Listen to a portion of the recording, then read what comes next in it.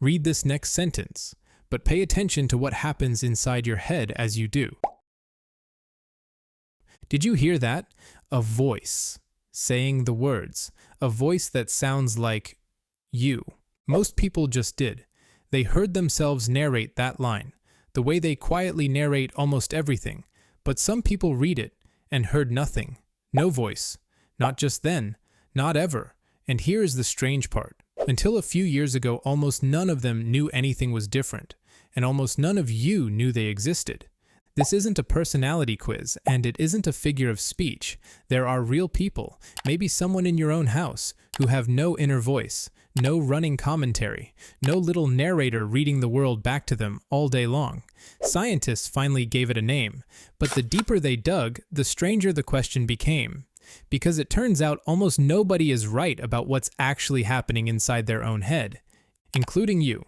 So let's start with the voice you think you have. Around 2020, a simple question tore across the internet. Do you have a voice in your head? And people split clean in half. One side could not believe the question was serious. Of course there's a voice. There's always a voice. The other side was just as stunned. Wait, that was literal. People describe an actual voice? Grown adults in their 30s and 40s suddenly realized that the thing everyone else called thinking had a soundtrack theirs never had. And for all of human history, there was no way to catch it, because your inner world is the one room no other person can ever walk into. You just quietly assume everyone else's is furnished like yours. It isn't. It never was. But here's where it turns, because even the people who swear they narrate every waking second mostly don't. A psychologist named Russell Hurlburt spent decades proving it with something almost annoyingly simple. A beeper. He gave people a beeper, and at random moments it would go off.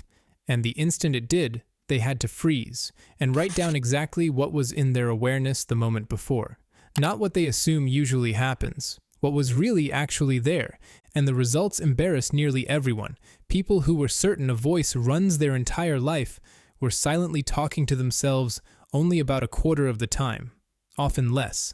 The non-stop monologue you're sure is always playing, for most people it flickers on and off, and you only ever catch it in the moments it's on. You've been misremembering your own mind, your whole life. So what about the people who have no voice at all? In 2024, two researchers, Johanna Nedergaard and Gary Lupian, finally named it Anendophasia, the absence of inner speech, and then they tested what it actually costs you. The answer was surprising. People with little or no inner voice were just as sharp at most things, switching between tasks, telling apart shapes that look nearly identical. Their thinking wasn't slower, it wasn't worse, it was just quieter.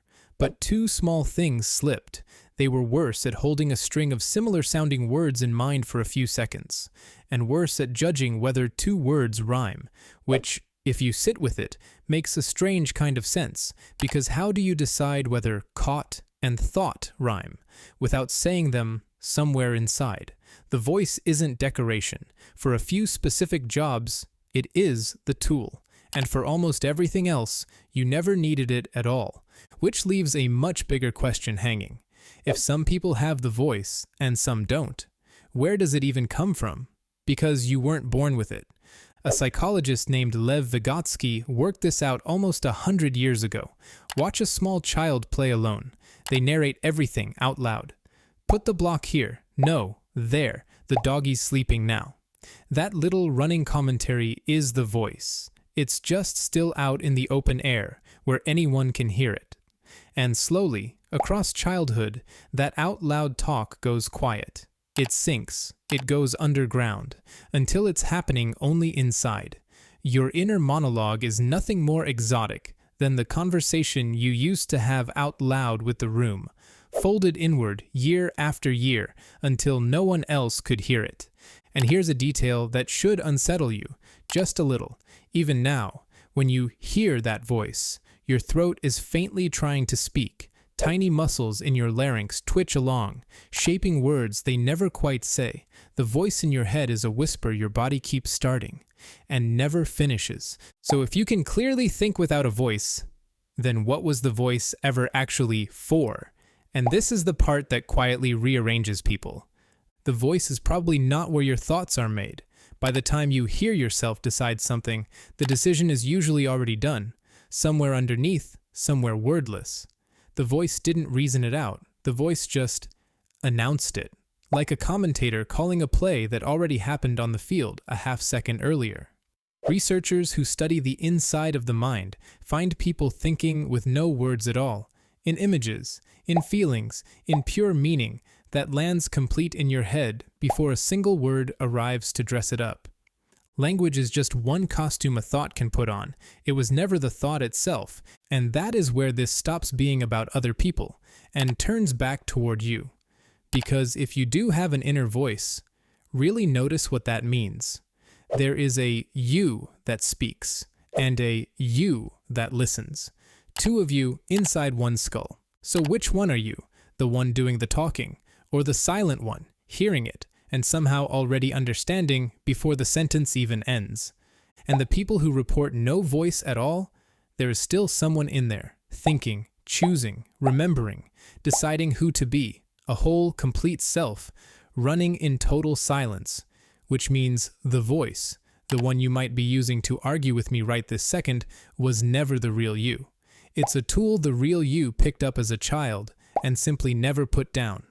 So read this very last line and listen one more time. There may be a voice in your head speaking these words as your eyes pass over them, or there may be nothing but silent, instant understanding. Neither one is broken, neither one is more you. They are just two ways a mind learned to listen to itself.